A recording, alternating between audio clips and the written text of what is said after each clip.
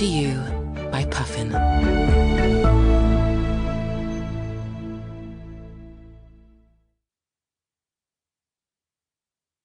Doctor Who, Myths and Legends by Jacqueline Rayner and Paul Mars.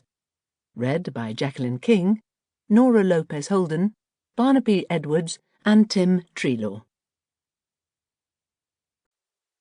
Doctor Who, Legends of Camelot by Jacqueline Rayner. Chapter 1.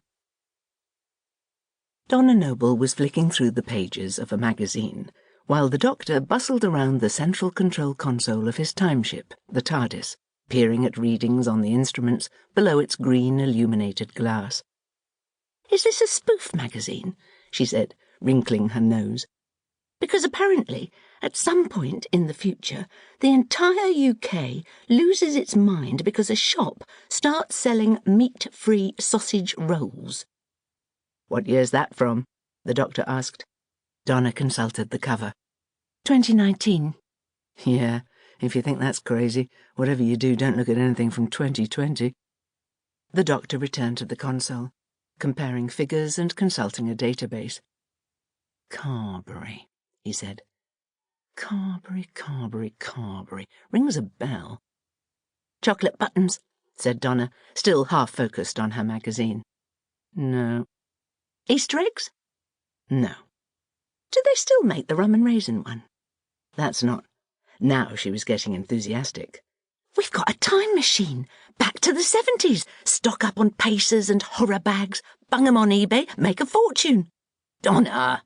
The Doctor spun round and looked at her over the top of his black-rimmed glasses. "This has nothing to do with chocolate, or snacks of any kind," he added, seeing that she was about to argue. "I'm tracking some sort of energy signal, and it's coming from a place called Carbury, village in the West Country. I'm trying to—" He hit the side of his head with his palm. "King Arthur! That's it! Had a bit of a ding-dong with a load of knights a while back. That was at Carbury." Donna stared at him. "Are you trying to tell me that you've met King Arthur?" No. Donna's initial look of incredulity started to fade, until the Doctor continued, "Met his sister, though, and her son. Had a bit of a play with Excalibur. And I suppose you fought the dragon, too." It was the Doctor's turn to look confused. "I think that's St. George. Round table, yes. Lady of the Lake, yes. Dragons, not so much." "Oh, all right. Merlin! Pointy hat, big white beard. He's definitely part of it. Did you meet Merlin, then?" The Doctor stared downwards, as though extremely interested in every square millimetre of his canvas sneakers. Donna nearly exploded. "You are kidding me! You mean you are Merlin?" She trailed off, shaking her head. "No way. No way." Best friends. That was the Doctor and Donna Noble. They'd been travelling together for a while now, taking in everything from ancient Pompeii to alien worlds in the far future. But Donna was no artless child, accepting each new delight with breathless wonder. Oh, she trusted the Doctor with her life. The feeling, she knew, was mutual. And the things she'd experienced alongside him had brought her to tears of both awe and grief.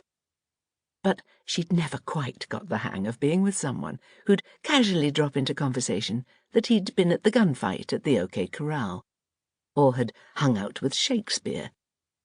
And her initial reaction tended to be along the same lines as when the new office temp claimed to have been in the SAS, or once had a date with Lady Gaga. It wasn't that she didn't believe the Doctor, it was just that the "yeah, right" reflex was hard to suppress.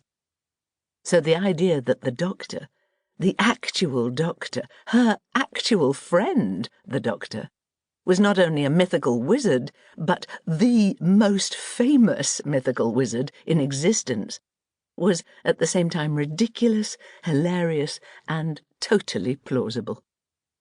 The Doctor was trying to explain, although whether it made things clearer or just more confusing was up for debate. That was... Sample complete. Ready to continue?